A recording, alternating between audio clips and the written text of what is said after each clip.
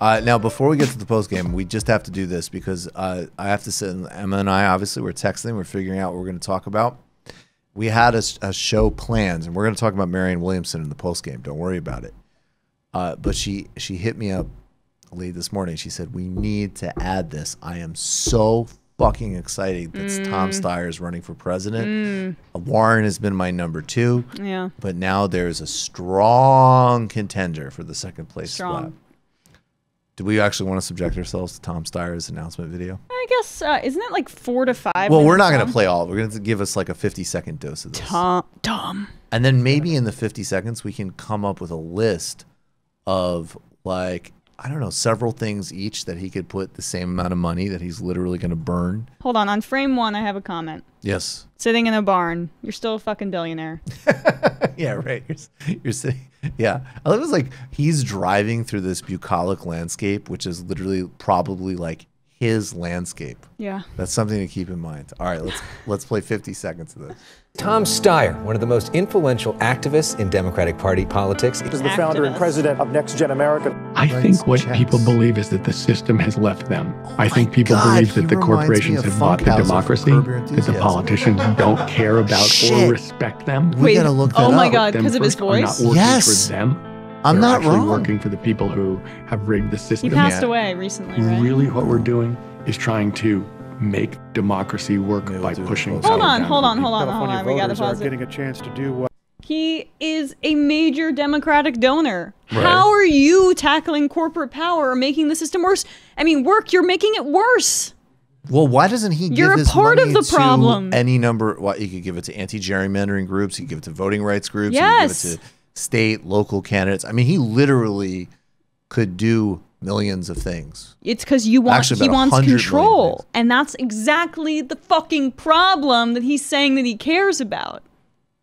I'm already Yes. enraged. No, this is great. I gotta love stop it. swaying. I'm hitting the table. I'm sorry, guys. It's totally fine. They can deal with it.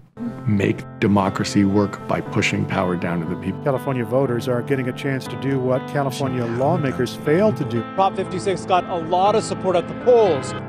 The oil company sponsored a new ballot initiative to halt California's new law. I was born in 1957. I grew up right in the middle Hold of on. the civil rights. I'm sorry. When he's bragging about how corporations are and what he's done, like what the government has failed to do, that's not a positive. It's Right. not a positive that corporations are filling the vacuum left by the government. It's the exact problem that you're exacerbating by donating to them. Okay. Revolution and the Vietnam War. The underlying... He was born in 1957 and he wants props for the great social insurgencies of the 1960s? What the fuck? You know, when I run for president, I'm going to be like, I was born during the Sandinista Revolution. I was born like Same shit. 2 weeks before Kurt Cobain died. Exactly. I led the counterculture. You were part of that movement. Mm-hmm. The underlying injustice in America was coming under attack. My father graduated from Yale Law School at 21. Relatable. Started being a lawyer, then he went into the Navy because of Pearl Harbor. And then at the end of the war, they sent him over to be assistant to the chief prosecutor of Nuremberg. I think my father looked at being in the service or being at Nuremberg as like, you have your duty, you do it. My parents so your were dad would be very uncompromising totally not about doing the right thing. Yep. Steyer and his wife do are it. worth an estimated $1.5 billion. Why would you include that? So what? Yeah, I mean, seriously though, like in a couple of minutes here, like what is this purely like, I've made $1 billion, I've lived a life, I want to run for president, being in the Senate would suck, I have $100 million, let's see what happens. Pretty much. That's it. I mean, I don't want to just like dwell on like the cliche of boomer narcissism. And there is like millennial narcissism, obviously, and there's certainly Generation X mediocrity and narcissism. But like, what is this?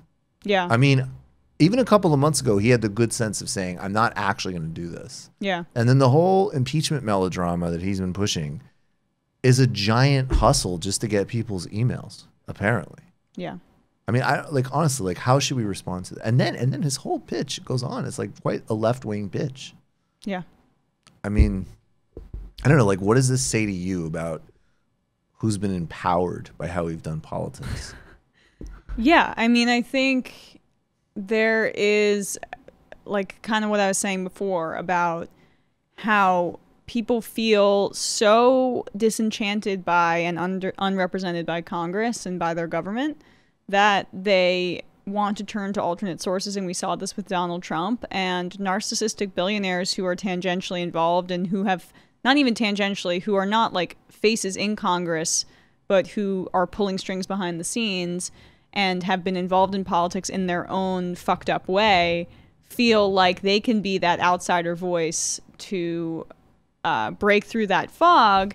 But it's a narcissism that's emboldened by money and anybody that they consultants that they can hire and tell them that they can be great and that they can be successful. And it's like this deeply misguided sense of what an outsider is, because in reality, Tom Steyer, you're the ultimate insider. Right. You're the ultimate establishment.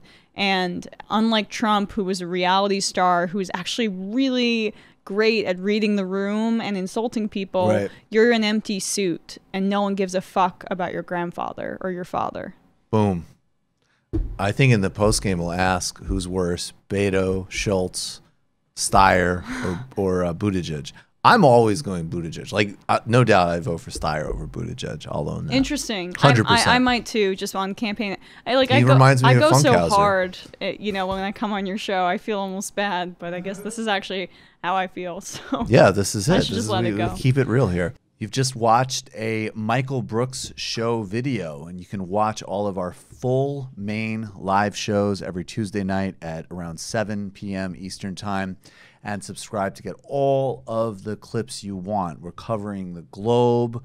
We're focusing on international relations, the intellectual dark web. We're having fun. We're doing deep dives with a lot of amazing guests. Of course, become a patron for the whole thing at patreon.com/TMBS, or subscribe to this YouTube channel and help us keep growing and get that content out there. Subscribe below.